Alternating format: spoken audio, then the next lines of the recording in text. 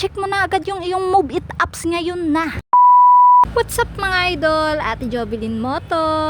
Start na ulit tayo ngayon magbiyahe mga idol. March 1, 2025. Magandang panimula para sa tatargeting kong tier ngayong buwan na magiging topic natin ngayong araw mga idol. Pero bago ang lahat, pick upin ko muna yung aking CS for today's video. Nagtataka siguro kayo kung bakit kompleto yung details ng pagkasabi ko sa intro pa lang. Huwag na kayo magtanong mga idol kung bakit. Dahil sasabihin ko na mismo ngayon kung bakit. May nasagap lang naman akong chismis mga idol. Nabalitaan ko lang kasi na mayroong pagbabago sa Ka-Move It Rewards. Yun ang nasagap kong chismis mga idol.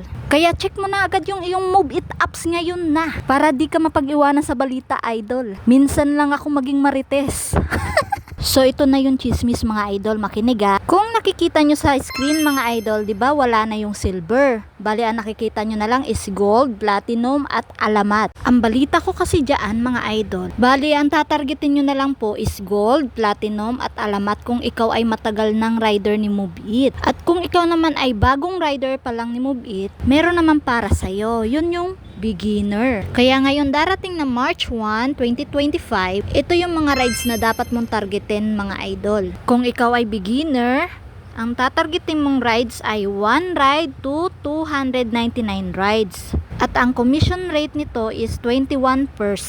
Sa gold naman is 300 rides, 20% commission rate. Sa platinum naman, 410 rides, 18% commission rate. At ang pinakahuli, alamat, 500 rides, 15% commission rate. O, diba? Kaya ko ba to? Maganda sana yung 15% commission rate mga idol kung kaya ko lang abutin yung alamat. Kaya saludo ako sa mga nag-aalamat dyan. Paglaki ko gagayahin ko kayo.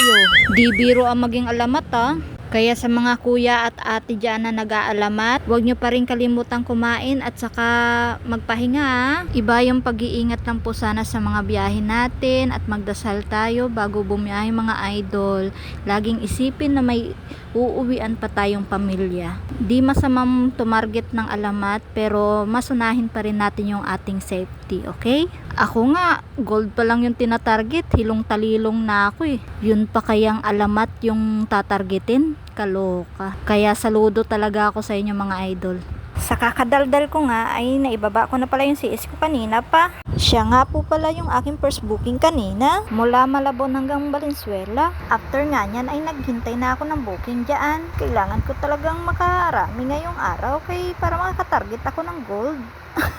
Gold na lang yung pangarap ko. Sana mapagbigyan na. Binabaan na nga ni Move It yan Syaro di ko pa rin matarget yan. So yun lang for today's video. Bye bye!